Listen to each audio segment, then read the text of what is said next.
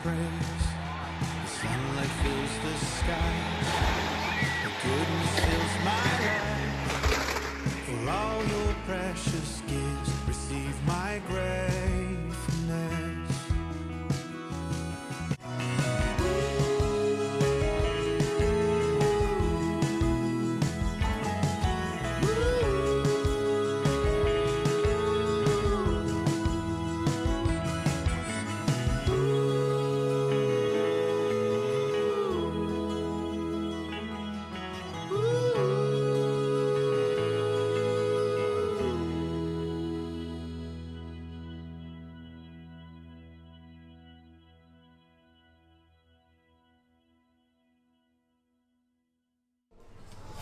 Alright, so part two.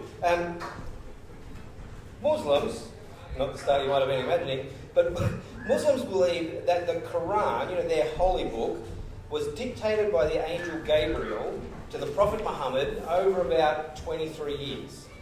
And Muhammad, who they say was illiterate, then recited exactly the things that he had been told, and others around him wrote down what he said.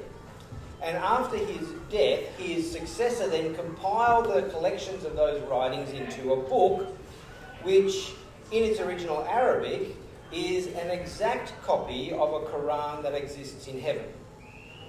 Which means that for Islamic living and Islamic ethics, the thoughts and words of Allah flow directly from heaven through Muhammad and the Quran into the mind of the Muslim believer. Might be a bit different to how you understand Christian ethics working. Because while our ethical thinking does belong or begin with God, it doesn't flow really directly into our consciousness, right? Rarely, but not ever, but never, but rarely do I kind of feel like I hear God telling me to do one thing or another thing directly when faced with an ethical decision. I would say that's never happened, but it doesn't happen all the time that immediately I'm confronted with something and I know exactly what God says about that thing. Right? And nor do our ethics come as a kind of a set of abstract principles, kind of divorced from a culture or a specific time or a specific language. An eternal set of 10 Commandments.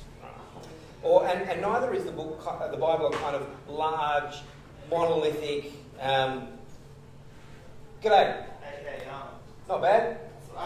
Thanks. Neither is it a kind of huge, monolithic rule book with an index in the back. When you're confronted with a situation, like traffic, you turn to T, find traffic, flick to the right page, and there are all the rules related to Christian living about traffic.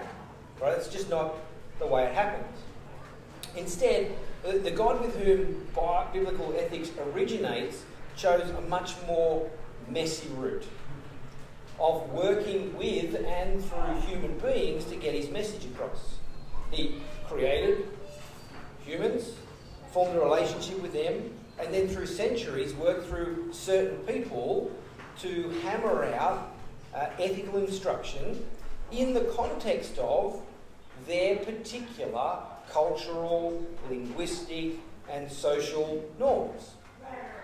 And I guess that one thing that tells us is that Yahweh isn't just in the redemption business, as if Christianity is about kind of pulling an assembly line of saved people, but Yahweh, God is in the people business. His is a people project. I think that is definitely the more difficult route in terms of anything. I've talked before in church about my enjoyment of the Far Side cartoons by Gary Larson that were around for a while. Every year when I worked at the bank, I would get a Far Side desk calendar and enjoy turning up to work and then peeling it off to see what the cartoon was the next day. In one of them, there's a cartoon with God in his kitchen and he's wearing a chef's hat, and in the bowl is the earth. And on the shelves and on the counter behind him are all the things that he's shaking on to make the earth. And there's trees and reptiles and dark-skinned people and white-skinned people and birds. And then above his head is a thought bubble which says, and just to make it interesting, and in his hand is a shaker that says, jerks. And God is highly committed to this people project, which means that biblical ethics are inherently social, because they're about people and societies. And that's the second corner of Chris Wright's triangle, the social angle. I'm going to begin by looking at a passage about Abraham, the father, the beginning of the Israelite people. So you might like to find Genesis 18. Genesis 18, we're going to start. I'll give you the previously on this TV show bit from the Netflix show that you're watching while you look it up. Up to this point in the Old Testament, the early prehistory part of Genesis, kind of up to Genesis 11, has reached humanity's fall, kind of becoming global in the Tower of Babel. Right? The nations are now scattered, ostensibly at war with God and at war with each other. And we wonder what God is going to do with these people. And instead of addressing that question at a kind of people group or national level, instead the camera then zooms in from that over the bigger shot to focus on Abraham. And we read this morning about how he became the recipient of these great divine promises, this promise in three parts of land and offspring and blessing. And if you've got a kid in youth group, you'll know they've been remembering that as LOB, like in tennis, land, offspring, blessing, LOB, the promises to Abraham. And as a great nation, Abraham's offspring would not only be blessed as he was, we talked about earlier, but they would be the means of God's blessing all the scattered nations after Babel, right? They're not only blessed in Abraham, but they are his means of blessing everybody else. So you found Genesis 18. You will notice that this is the chapter about Sodom and Gomorrah, which you may not have been expecting, right? So we've got Sodom and Gomorrah here. And here, Yahweh reveals to Abraham that because of the immorality of the people or the nations living in those towns, his plan is to destroy them. And we'll pick up the story from verse 20. The Lord said, "The outcry against Sodom and Gomorrah is immense, and their sin is extremely serious. I will go down to see if what they have done justifies the cry that has come up to me. And if not, I'll find out." So the men turned from there and went towards Sodom, while Abraham remained standing before the Lord. Abraham stepped forward and he said, "Will you really sweep away the righteous with the wicked? Yeah, what if there's 50 righteous people in the city? Do you really sweep it away instead of sparing the place for the sake of the 50 righteous people who are in it? You could not possibly do such a thing. To kill the righteous with the wicked, treating the righteous and the wicked alike. You could not possibly do that. Right? The judge of the whole earth, do what is just." And so we spoke earlier, remember, about the shape of Old Testament ethics flowing from the character of God. And that's what Abraham appeals to here, isn't it? Will you really sweep away the righteous with the wicked? Won't the judge or the justice, same kind of original word that we translate differently in English, judge and justice, and you might think a justice of the peace is kind of like a judge, right? But won't the mishpat, the judge of the justice of the whole earth, do what is just, is shabbat? Same root word there. So Abraham appeals to God's nature, his just nature. He says justice is not just what you do. Like, justice is not a character. Justice is who you are, and therefore my expectation is that you will do justice. You act out what you are. What you do flows from your character. And so as you read through it, you see the whole account of this Sodom and Gomorrah bit is about righteousness and justice. If he finds 50 righteous people, he's going to show mercy, not justice. If he finds 45, he's going to spare the whole city for the sake of 45. For 40, he's going to relent, and so on, down to, well, the shame of the whole story, isn't it? That he can't find 10 righteous people. And so justice comes rather than mercy. But scan up a little bit earlier from where we read. Go to verse 16, before they go down to investigate. Verse 16 says, "The men got up from there and they looked out over Sodom, and Abraham was walking with them to see them off. And the Lord said, as an aside almost. Should I hide what I am about to do from Abraham? Abraham is to become a great and powerful nation, and all the nations of the earth will be blessed through him. For I have chosen him so that he will command his children and his house after him to keep the way of the Lord by doing what is right and just. This is how the Lord will fulfill to Abraham what he promised him. Catch it? I have chosen him so that he will command his children and his house after him to keep the way of the Lord by doing what is right and just. And that is how the Lord is going to fulfill the promise to Abraham, through his just and righteous descendants. So it restates the promise of Genesis 12, that Abraham's going to become a great nation, that blessing to everyone will come through him. But the key to this, Abraham's role, is to be ethically distinct from the nations. To be ethically different, morally different, and to teach his children and their children and all who will come after to keep the way of the Lord, which he says here is righteousness and justice. And so they go down, and is there righteousness in Sodom? There's not. But God intends for it to be found in Israel, in Abraham's descendants. That's how he says they are to be seen by the outsiders. So when God comes down to see, like he does with Sodom, he won't have to worry about judging, because there will be the 10 righteous people. They will be, he says in Exodus 19, like we read before, a holy nation, a kingdom of priests. That seems silly to have a kingdom of priests, doesn't it? A whole kingdom of them. Imagine a church full of ministers. Everyone's a minister. Except that's what the New Testament says, isn't it? Right?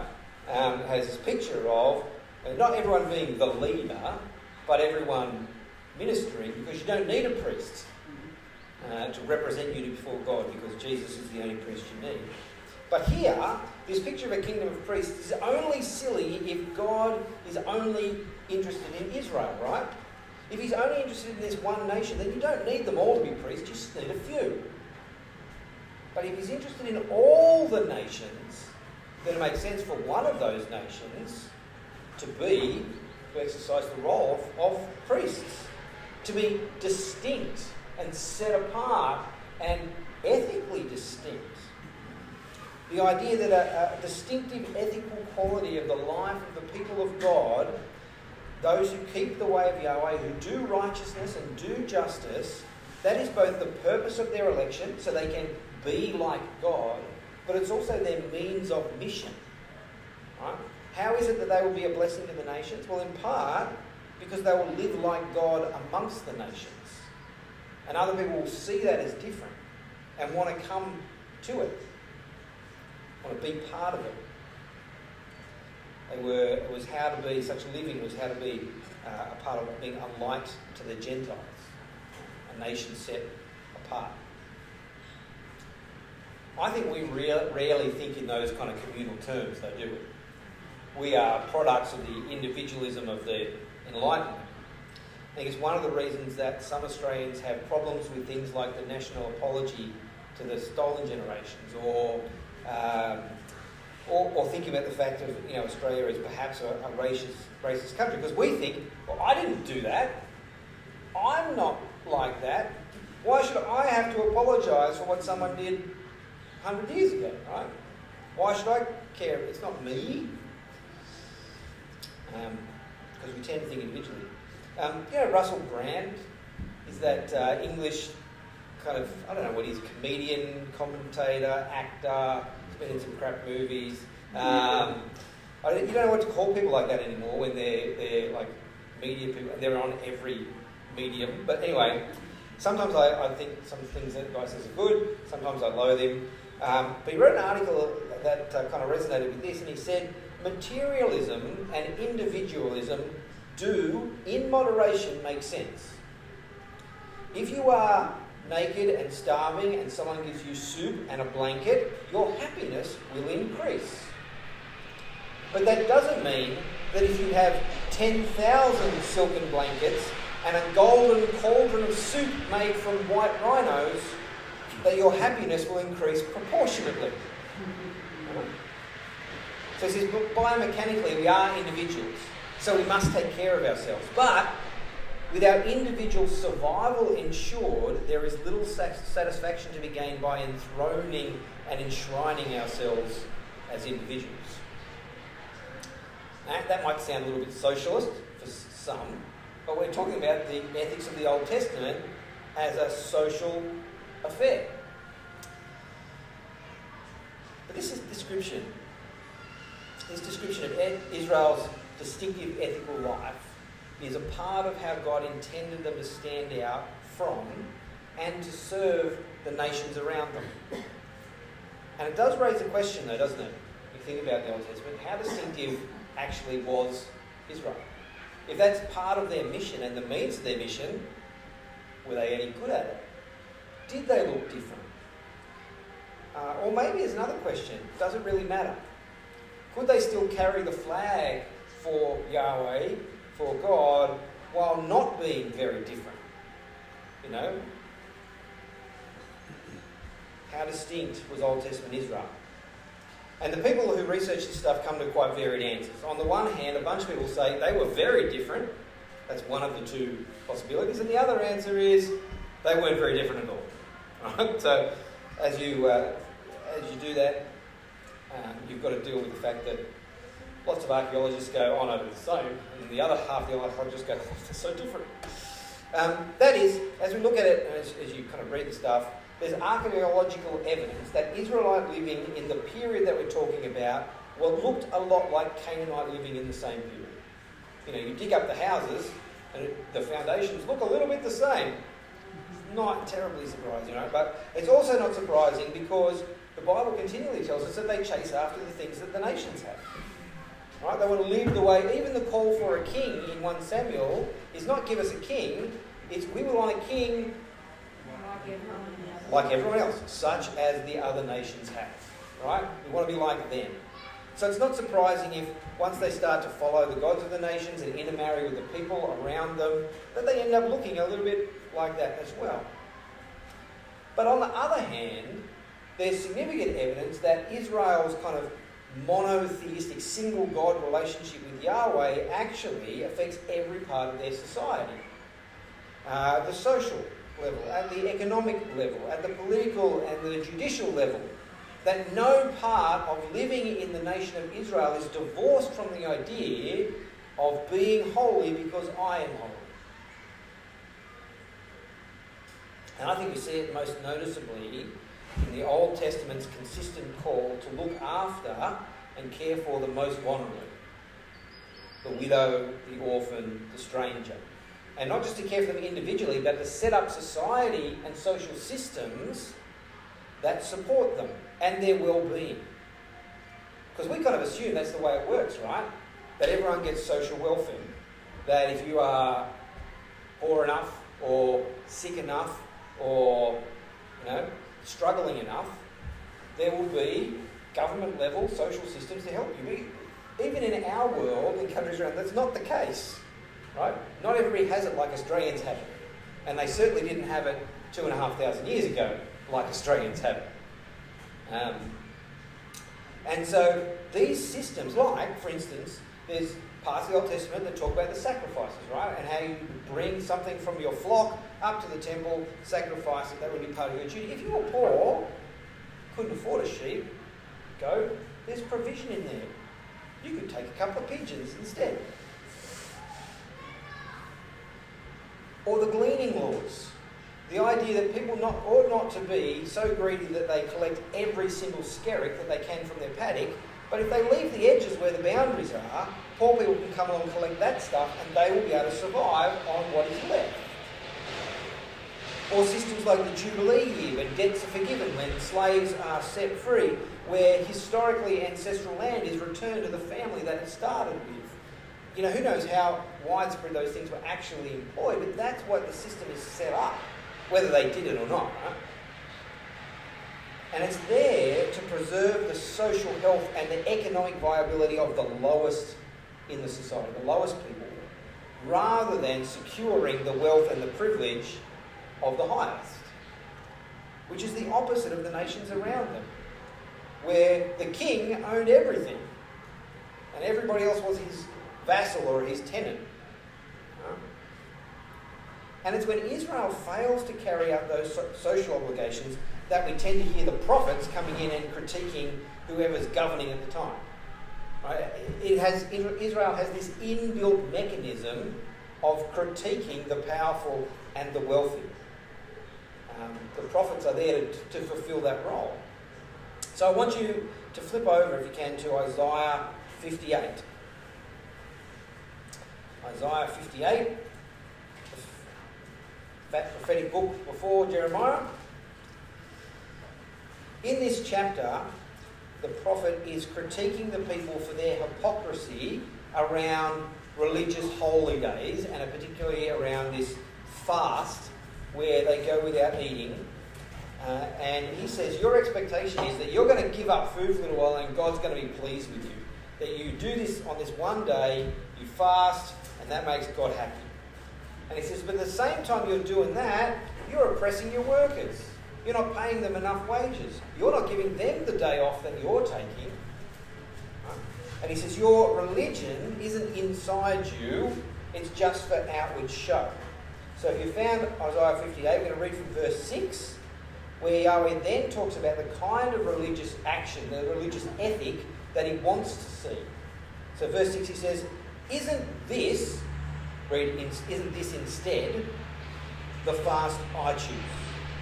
To break the chains of wickedness, to untie the ropes of the yoke, the idea of indentured servitude or slavery, to set the oppressed free, to tear off every yoke. Is it not to share your bread with the hungry, to bring the poor and the homeless into your house, to clothe the naked when you see him, and not to ignore your own flesh and blood? And then your light will appear like the dawn. Your recovery will come quickly. Your righteousness will go before you, and the Lord's glory will be your rear guard. And at that time, when you call, Yahweh will answer. When you cry out, he will say, here I am. If you get rid of the yoke among you, the finger pointing, malicious speaking, and if you offer yourself to the hungry and satisfy the afflicted one, then your light will shine in the darkness, and your night will be like noonday. And when you read that, doesn't that sound like Jesus? It does, doesn't it? For I was hungry, and you gave me something to eat. I was thirsty, and you gave me a drink. I was a stranger, and you took me in. I was naked, and you clothed me. I was sick, and you took care of me. I was in prison, and you visited me. And then the righteous will answer him, Lord, when did we see you hungry and feed you? Or when did we see you thirsty? And so on. When you do it for the least of these. And that social angle that we're talking about, which particularly is there to care for the most vulnerable, is intrinsically tied to the theological angle, isn't it, that we talked about this morning? That is, Israel was to be a different society because Yahweh was a different God. Israel was set up as a different kind of society from those around them because Yahweh was a different kind of God from the ones who were around them.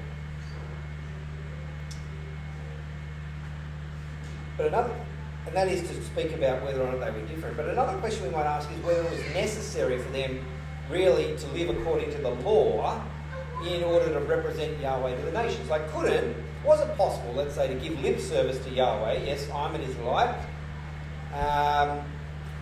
without actually really going through the hassle of law keeping? Wasn't it okay just to turn up on Sabbath days, and say the right words, and sing the psalms, and do the rituals, without really trying to live very differently to the rest of the world? Sunday through Friday? Well, apparently no. Apparently it wasn't possible. Because Israel tried that and failed it, right? If they ignored Yahweh and joined in the worship of other gods, that inevitably led in the Old Testament to their social goods falling apart as well. Or, if the prophets were chastising them for social evils, for taking the land of others, for oppressing the poor, for not looking after the orphans and the widows, it was a sign, the prophet said, that they had abandoned God. It wasn't just that they were doing the wrong things. That said, they were following a different God. The prophet said. In the theology of the Old Testament, belief and works are strongly tied together, right? Not just individually, but on a national scale. And I don't know about you, but that sounds like a lot like what we've been looking at church Sunday by Sunday for the last 6 weeks or so. It sounds like James, doesn't it? Be doers of the word, James says in chapter 1, and not only hearers, deceiving yourselves. Because if anyone is a hearer of the word and not a doer, he is like someone looking at his own face in a mirror and going away and immediately forgetting what kind of person he is. In the NIV it says immediately forgetting what his face looks like. I like my CSB here, because it says he looks at himself, goes away and immediately forgets what kind of person he is. Not just what he looks like, but who he is. Or James says in chapter 2, what good is it, my brothers, if someone claims to have faith but does not have works? Can such faith save him? And that's what Israel was finding too. When we think ethics, like we've been talking about, we often think rules, right? We think laws, we think do's and do nots. But stories contribute to our understanding of ethics and right and wrong behaviour as well. Tell us about the way we should live, even when the narrator doesn't come out and say it point blank. And so many of the Old Testament stories tie together social failure with theological decisions. And they tie theological failure to bad social decisions. So if you think about King Solomon, right? King Solomon is polygamous, has many wives and many concubines. Are we to think about his polygamy as positive or negative? Open question. It's good or bad? Negative. Why? Is it because he married many women? It's not what the scripture says, is it? It doesn't condemn him for his many women. It condemns him because he married many foreigners who turned his heart to foreign gods.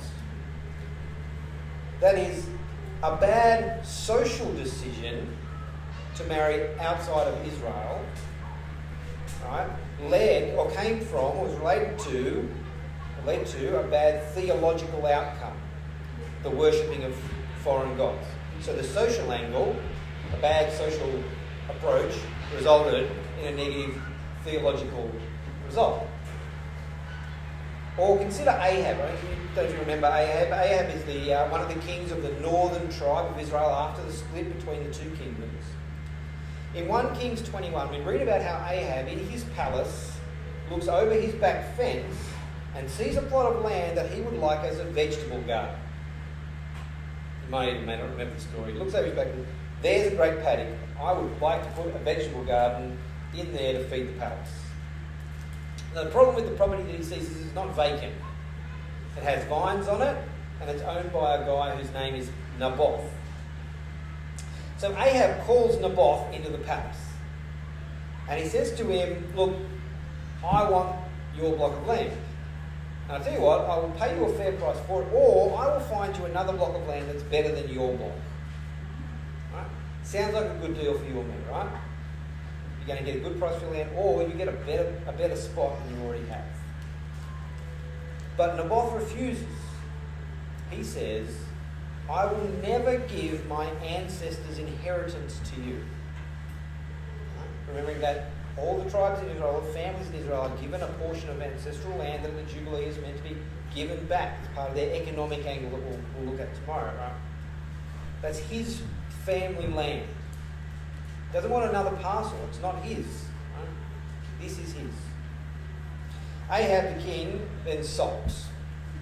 And it literally talks about him sulking on his bed, like having a little tandy.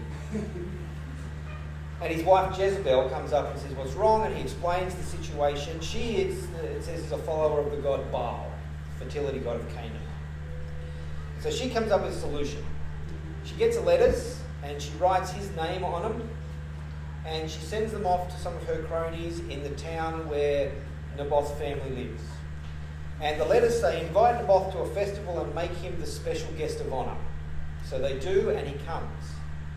And then they hire some men to make accusations about him in front of the whole town. And in their system of justice, it says, don't accept the testimony of just one witness. So no false accusations. That commandment, in commandment number 9 in the 10 Commandments, don't give false witness, right? So they get a bunch of people. And a bunch of men go, I heard Naboth curse God. And I heard Naboth cursing the king. And another guy goes, yes, I heard him too. And the third guy says, stone him. Right? And it's like that scene in The Life of Brian. Stone him, stone him, stone him. Are there any women here? No. They accuse him of cursing God and cursing the king. And so the village then drags him out, as they're supposed to, according to the law. And they stone this man to death. And then Ahab looks over the back fence and sees this paddock where he wants to put a vegetable garden and says, who owns that? Well, that guy did, but he's dead. Hooray! Like, now I can plant my beets. Why is it important? Well, on the one hand, it points at there's a social crisis here. There is a crisis of society, and I think it's one that would resonate with lots of young people in our world now. As they read this, they would go, here is a clear place where the rich are oppressing the poor. The haves and the have-nots. The wealthy are getting wealthier, right? As those who don't have anything get even less. Right? It fits in with our kind of worldview, doesn't it? With the one percenters and the what is it Hillary called them? Basket of deplorables. The rest of us. It's exactly the opposite of the kind of society that Israel was called to be. One that protected the vulnerable. One that almost privileged the vulnerable at the expense of the wealthy, so that no one got too much and no one had too little. One where ancestral land was sacred and protected, so that everybody remained a part of the nation and their relationship with Yahweh was maintained. Because could you be an Israelite if you no longer had the land that God gave you? That's the question for them when they go into exile in Babylon, isn't it? Psalm 139. How can we sing the songs of Israel in exile in Babylon? They're not to be, like Jesus says later, like the nations around them, where the rulers of the Gentiles, what? Lord it over them. He says that. And those in high positions act as tyrants over them. But Ahab just takes what he wants. And Naboth suffers and dies unjustly, so Ahab can have more.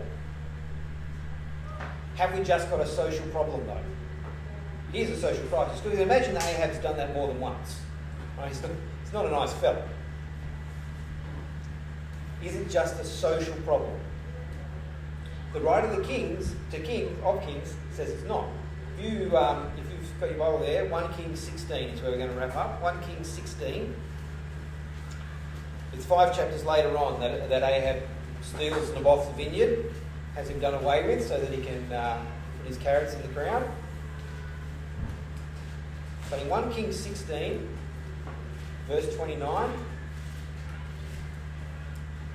this is where we set up for that. And the background to this is Jeroboam is the king 6 or 7 kings before Ahab. And he's a bad guy. He's the one who splits the northern kingdom off from the southern kingdom, and he sets up 2 golden cows. You're getting flashbacks, Exodus and the golden calf. He sets up 2 golden cows in the northern kingdom says to all the people, these are your gods who brought you out of Egypt. Don't go down to Jerusalem. That place sucks, right? Don't go down there. Worship here instead.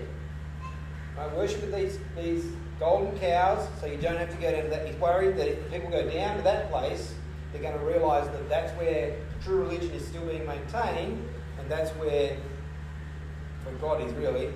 And so he has them worship there. And from that point on, Jeroboam becomes the standard by which other kings are measured. Do they suck more or less than Jeroboam, son of Nebat? Alright? That's our standard of measure. You can come up with your own standard today, right? Alright? Do they suck more or less than him? But here we read 1 Kings 16. Ahab, the son of Omri, became king over Israel in the 38th year of Judah's king Asa. Ahab, son of Omri, reigned over Israel in Samaria 22 years. But Ahab, son of Omri, they really want you to know where he's from, right? Because Omri wasn't a nice guy either. Ahab, son of Omri, did what was evil in the Lord's sight more than all who were before him. His dad sucked, he sucks worse. Then, as if following in the sin of Jeroboam, son of Nebat, the worst one who sucks, right, was not enough, he married Jezebel, the daughter of Ethbaal, king of the Sidonians. So he married, like Solomon, a foreigner, and brought foreign worship into the kingdom. And he then proceeded to serve Baal and bow in worship to him. He set up an altar for Baal in the temple of Baal and that he had built in Samaria. He built a temple to a foreign god and puts an idol to it in the middle of his kingdom and bows down to it. And not just Baal, Ahab also made an Asherah pole. Same god as Astarte, the one we talked about before, with the religious prostitution in the temple. He built one of those as well. Ahab did more to anger the Lord God of Israel than all the kings of Israel who were before him. When he seizes the vineyard of Naboth and has him killed, is it a social problem? Well, yeah, it is. It's a social failing, but where does it come from? The writer of Kings makes it very clear that this is a theological problem. That if you choose a different God, you don't only get different ethics. If you choose a different God, you get a different society. I reckon that some in our churches think that's what the West has done over the last few generations, isn't it? Chosen a different God, and we're ending up with a different society. I mean, we're not Israel. That's not the picture I want to paint. But maybe there's a paradigm in that for us. Two questions to wrap up again for your neighbour. Is there something that you learned or were reminded of? And do you still have questions that you want Simon to answer around the fire tonight?